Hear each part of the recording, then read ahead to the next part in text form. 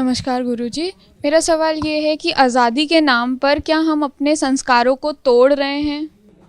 हाँ, ये बड़ा अच्छी बात है। हमें संस्कार जो दिए गए वो थोड़े हल्के दिए गए, इसलिए तोड़ पा रहे हो। ताला वही टूटता है जो हल्का होता है, भारी ताले कभी नहीं टूट पाते। हम जो तोड़ रहे हैं आज़ादी के नाम पर, आज़ादी जैसी कोई चीज नहीं होती। ये बात आप सदैव ध्यान रखिएगा। जब आप अपनी जिसको आज़ादी समझते हो उसको निरंकुशता बोलते हैं।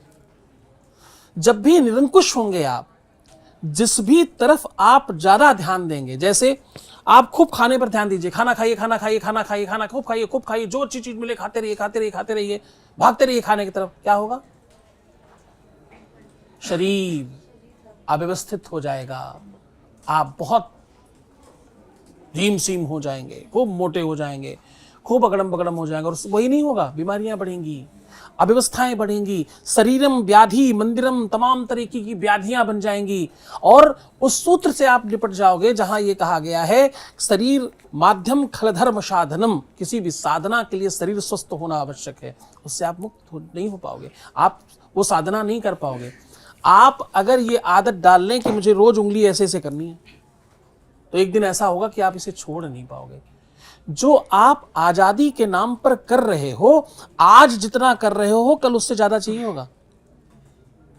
आज आप इसको अदरवाइज मत लीजिएगा। आज किसी भी वजह से, आज दोस्तों के कहने पर इतनी सी मदिरा चख ली आपने, अरे बियर ही तो है, इसमें क्या है, पी सकते हैं। भरोसा मानना, कल तुमसे ज्यादा बड़ी बेवड़ी कोई होगा नहीं, क्योंकि तुम धीरे धीरे आगे बढ़ोगे। शनै शनै तो मतलब जो भी कर रहा है ऐसा, वो धीरे धीरे आगे बढ़ेगा। पान मसाला खाने वाले पहली बार एक सुपारी ऐसे रगड़ कर उसका ऊपर का सब हटा कर खाते हैं। अरे मैंने तो सुपारी खाई है। सुपारी ही खाना था तो पान मसाले वाली सुपारी क्यों खाई? अलग से सुपारी खाते ना, वही वाली खाई। अच्छा बेटा, अब शुरुआत हो गई इसकी। अब तुम्हें पान मसाला खाने से दुनिया की कोई ताकत रोक नहीं पाएगा। अब एक दिन ऐसा आएगा, पूरी पुड़िया फाड़ोगे, बिना देखे खा जाओगे, जबकि पीछे बड़ा सा बिच्छू बना है, ये जानलेवा है, ये हानिकारक है। आप नहीं सुनोगे। क्यों? क्योंकि आपने अपने को निरंकुश कर दिया है, अंकुश नहीं लगाया ना। वो पहली सुपारी पे अंकुश लगा लेते तो क्या होता? आप आगे नहीं बढ़ पाते। जो आजादी के नाम पर आप जितने भी काम आजादी के नाम पे करते हो, लड़की अथवा लड़के, वो सारे के सारे काम तुमको आजाद नहीं करते, आपका सर्वनाश करते हैं। आपके व्यक्तित्व का, आपके नजरिए का, आपके जीवन का, आपकी उन्नति का। आप क्या समझते हो जिनके साथ तुम आजादी से घूम रहे हो, तुम्हें अच्छा समझते होंगे? वो तुम्हें बेहतर समझेंगे? लोग सब जानते हैं, बिगड़ी हुई चीजें, खराब चीजें लोग घर के अंदर नहीं लाना चाहते। घर के अंदर अच्छी चीजें जा पाती हैं। तो आप सोचो आप कहां जाओगे उस आजादी के बाद। उस आजादी के मार्ग पे चलते चलते कितने आजाद हो जाओगे। एक दिन ऐसा ना हो कि जीवन से ही आजाद हो जाओ। उस आजादी तक पहुंचते पहुंचते आप सब बर्बाद कर ले जाओगे। इसलिए अंकुशित रहो। नमस्कार आचार्य जी। मेरा सवाल ये है कि अक्सर लोग भूल जाते हैं कि जो उनको सबसे ज़्यादा मक्खन लगाता है उन्हीं के हाथ में चाकू होता है। और यही से मेरा सवाल है कि जो लोग पेड़ लगाते हुए, जो पॉलिटिशियंस हैं, जो सेलिब्रिटीज़ हैं, पेड़ लगाते हुए फ़ोटो खींच के अपने इंस्टाग्राम पे डालते हैं, वही लोग अगले दिन वही पेड़ काटने का टेंडर पास करते हैं। इन लोगों को आप क्या सूचित करना चाहेंगे, क्या बोलना चाहेंगे? आपकी कुछ टिप्पणी विशेष हो? मुझे लगता है कि आपका अपना मानस अच्छा है, आपने प्रश्न भी अच्छा किया है, और बहुत बहुत गंभीरता से, बड़ी बेबाकी के साथ और बड़ी स्पष्टता के साथ आपने प्रश्न किया। अच्छी बात है। पर मैं आपको इससे इतर हटकर बात कहता हूं। हम दूसरों को दोष देने के बजाय क्यों ना हम सुधर जाएं। हम सुधरेंगे तब जग सुधरेगा। हमारे घर को ठीक करने कौन आएगा? हमारे जीवन हमारा है तो हम ठीक करेंगे। हम अगर जिम्मेदार हो जाएं, एक नेता पे कम से कम कई लाख जनता है। एक नेता 5 पेड़ लगाए या 100 पेड़ काट ले, दोनों में कुछ नहीं कर सकता। वो किसी लायक नहीं है। लायक आप हैं। आप नेता बनाते हैं, अभिनेता बनाते हैं, आप स्टार बनाते हैं, आप उद्योगपति बनाते हैं, आप व्यवसायी बनाते हैं, आप ही भगवान बनाते हैं। तो आप सर्वस्व हो, आप कर सकते हो। आपका मतलब संसार जाग गया तो सब संभव है। अपनी प्रकृति का रक्षण करें, अपनी प्रकृति यानी अपने अंतःकरण की रक्षा करें। आप स्वस्थ रहेंगे, आप मानसिक तौर पर स्वस्थ रहेंगे, आप आत्मिक तौर पर स्वस्थ रहेंगे तो आपके रिश्ते स्वस्थ रहेंगे, आपके रिश्ते स्वस्थ होंगे तो आपका जीवन स्वस्थ होगा, और ये सब स्वस्थ होगा तो आपकी संपन्नता भी स्वस्थ होगी।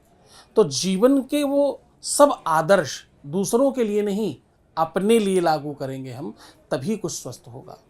गुरुजी, हमें ऐसा नहीं लगता कि हम अपने पृथ्वी के हम खुद दुश्मन बन रहे हैं? क्योंकि जिस तरह से देखा जा रहा है शहरी क्षेत्रों में वृक्षों को काटा जा रहा है और शहर को मतलब बिल्डिंग्स बनाई जा रही है, तो इस पे आपकी मतलब आपका क्या कहना है सर?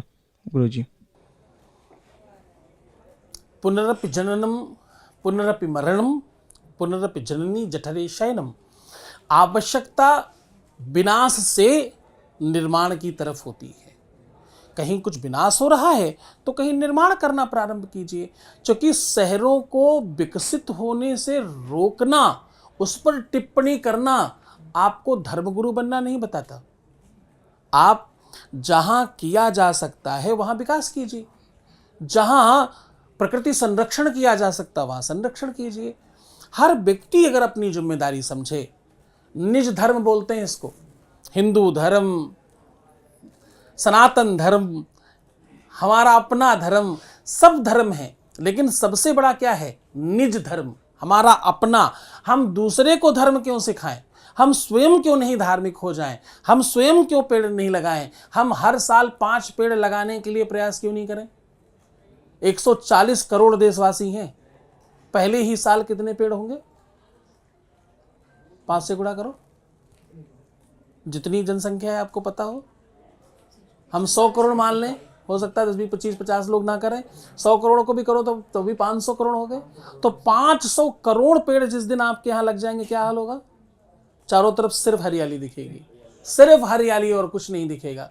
हम दुखी इसलिए हैं कि हम कोई भी धर्म दूसरों को सिखाते हैं, हम कोई भी नियम सामने वाले को बताते हैं, हम स्वयं कुछ नहीं करते।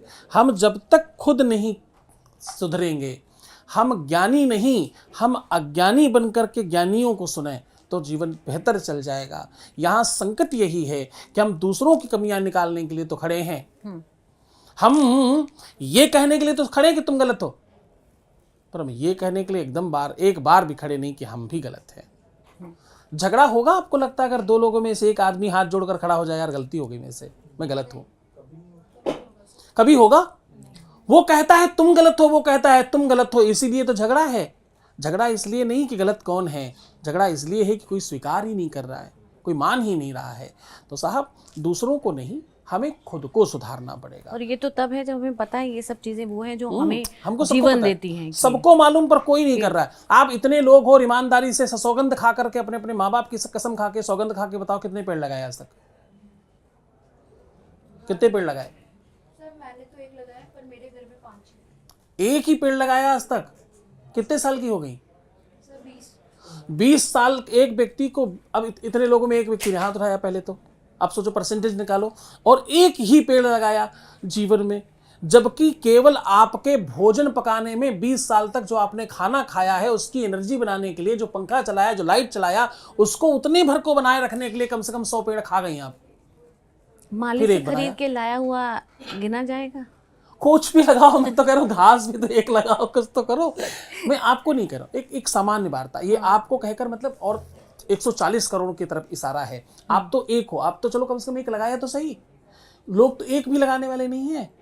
कहने का सीधा आशय ये था, आपको कहने का मतलब ये कि तमाम 144 करोड़ लोग सुन रहे हैं इस बात को, तो सबको ये बात पता चले कि यार हम क्यों नहीं कर रहे, हम भी तो प्रयास करें। हम हर दिन नहीं सही, हर वीक में नहीं सही, हर हफ्ते महीने भर में नहीं सही, 6 महीने में नहीं सही, साल भर में तो एक पेड़ लगा दें। अच्छा, एक पेड़ का संरक्षण शुरू कर दें, कभी कभी जाकर खाद पास डाल के आया करें। आपको पता डिप्रेशन का इलाज क्या है, एंजाइटी का इलाज क्या है, परेशानी का इलाज क्या है, दुखी होने के समय इलाज क्या है? कोई सुन नहीं रहा हो, तुम्हारी कोई समझ नहीं रहा हो, इसका इलाज क्या है? इस सब चीजों का एक ही इलाज है, पेड़ पौधों के बीच में जाओ, फूलों के पास बैठो और पेड़ को जाकर के गले लगाओ। अगली बार जब कोई पीपल मिले तो उसे गले लगाना, उन मूर्खों को वो जवाब देना कि इसमें भूत प्रेत नहीं होते, इसमें ऑक्सीजन होती है, इसमें एनर्जी है, इसमें ताकत है। बट विश्वास अचल निज धर्मा, यह धर्म का प्रतीक है। जहाँ ज़्यादा बरगद होंगे वहाँ अपने आप शांति हो जाती है। आप किसी रोड पर निकलना जहाँ ज़्यादा बरगद के पेड़ लगे हों, आपको अचानक ध्यान आ जाएगा कि उस जगह शांति है, वहाँ माहौल बड़ा अद्भुत लगने लगता है। तो इस तरफ हमको ध्यान देना पड़ेगा, हम सबको जागना पड़ेगा, हम सबको प्रयत्न करने पड़ेंगे, किसी और के लिए नहीं, अपने लिए, अपने आने वाले बच्चों के लिए, अपने भविष्य के लिए। तुम फ्यूचर ट्रेडिंग कर रहे हो, तुम शेयर खरीद सकते हो, तुम एफडी कर सकते हो, तुम सोना चांदी खरीद सकते हो, तुम प्लॉट खरीद सकते हो, जबकि पूरी दुनिया में तुम 0.1% हो। तुमसे ज़्यादा चींटियाँ हैं, तुमसे ज़्यादा मच्छर हैं, तुमसे ज़्यादा कीड़े हैं, तुमसे ज़्यादा पतंगे हैं, तुमसे ज़्यादा गाय भैंस और बंदर भालू रीछ हैं, तुमसे ज़्यादा और लोग भी हैं। वो स्कूल नहीं जाते, वो कॉलेज नहीं जाते, फैक्ट्री नहीं बनाते, प्लॉट नहीं बनाते, एफडी नहीं बनाते, सोना नहीं खरीदते, नौटंकी नहीं करते, प्रपंच नहीं करते, कुछ नहीं करते, उसके बावजूद जिंदा हैं, सासम्मान जी रहे हैं, सानंद जी रहे हैं। कितना ही कम हो गई हो आबादी, फिर भी तुमसे कहीं ज़्यादा है। तो साहब, आप अपने धर्म का पालन कर ले जाएं, बस इतना ही सबसे बड़ा काम है। नमस्कार गुरुजी, मेरा आपसे ये सवाल है कि हमारे संस्कृति में जननी जन्मभूमि कहा जाता है, तो सर उसी जननी को या जन्मभूमि को सुधारने के लिए लोग विकास कर रहे हैं, और वो विकास कर रहे हैं पर्यावरण काट कर। तो आप सर बता सकते हैं कि पर्यावरण और विकास ये दोनों साथ साथ कैसे चले? नहीं, इसका सीधा सूत्र है, जननी जन्मभूमिश्च स्वर्गादपि गरीयसी, रामायण कहती है। इसका पूरा सूत्र बहुत सीधा, बहुत स्पष्ट है। आप जब एक तरफ कोई चीज खराब करते हैं तो दूसरी तरफ आप ही निर्माण करते हैं। आप ही निर्माण करता है, आप ही संहारक हैं और आप ही विनाश करता है। आपको तीनों ही स्वरूप अपने ही अंदर रखने पड़ेंगे। आप जब एक तरफ चीजें गड़बड़ कर रहे हो तो आप देखिए, आजकल अच्छी बात यह होगी कि अमीरों को और अब फार्म हाउस की तरफ थोड़ा रुझान बढ़ा है। ये उसी तरफ का एक अच्छा प्रकल्प और विकल्प है। आजकल धीरे धीरे लोग ऑर्गेनिक फूड्स की तरफ रुझान बढ़ा है। अब रुझान तो बढ़ रहा है, आवश्यकता तो बढ़ रही है, आविष्कारों की कमी है। जो बच्चे पढ़ लिख करके लाखों रुपए, करोड़ों रुपए बर्बाद करके अपने घर वालों की अच्छी पढ़ाई करते हैं, जिन्होंने अपने जीवन के 20-22 साल बर्बाद करके पढ़ाई करी है, उनको 15,000, 20,000, 25,000 की नौकरी क्यों करनी है? वो कृषि की तरफ क्यों नहीं जा रहे हैं? क्या शिक्षित होकर के ये सब काम नहीं किए जा सकते? शिक्षित लोग इसलिए नहीं होते कि काम को छोटा और बड़ा बताएं। शिक्षित लोग इसलिए होते हैं कि छोटे से काम को भी बड़े स्तर पर करके दिखाएं, छोटे से काम को बड़ा कर ले जाएं। इसके लिए लोग शिक्षा लेते हैं। हमारे यहाँ परंपरागत हम भीड़ की तरफ चल पड़ते हैं।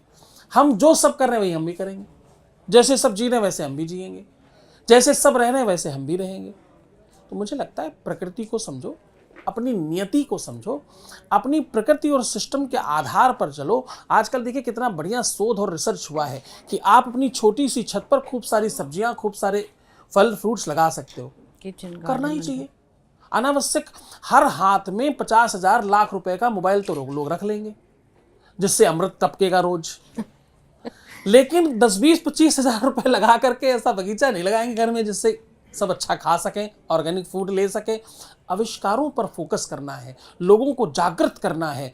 कम से कम हम लोग ये संकल्प ले लें कि हम खुद भी और अपने जानने वालों को, अपने प्रेमी प्रेमिकाओं को, प्रेमी प्रेमिका मतलब कौन? हमारे माँ बाप, हमारे चाचा चाची, हमारे मामा मामी, हमारी नानी नाना, तमाम रिश्तेदार हैं, वो सब प्रेमी हैं हमारे, हम उनके प्रेमी हैं। इनको सबको जगाएंगे, यही ही करना, ऐसा ही करना है, इसी से मदद करेंगे। अगली बार रक्षाबंधन में दीदी को कुछ पैसे दे पाए चाहे नहीं दे पाए, उनके गार्डन की कोई व्यवस्था करके आएंगे, उनकी बालकनी में 2-3 फलों की और सब्जियों की व्यवस्था करके आएंगे। हो सकता आदत पड़ जाए, हो सकता वो जाग जाए, उसके बाद आप एक लगा के आओगे, वो 20 लगाए मिलेंगे अगले बार। तो हम सब खुद जागे, लोगों को जगाएं, ये हमारा पहला निजी धर्म है। प्रकृति, सृष्टि और परमात्मा की रक्षा आपके हाथ में है, क्योंकि धर्मो रक्षते रक्षताः, धर्म की रक्षा आप करोगे तो धर्म आपकी रक्षा करेगा, प्रकृति की रक्षा आप करोगे तो प्रकृति आपकी रक्षा करेगी।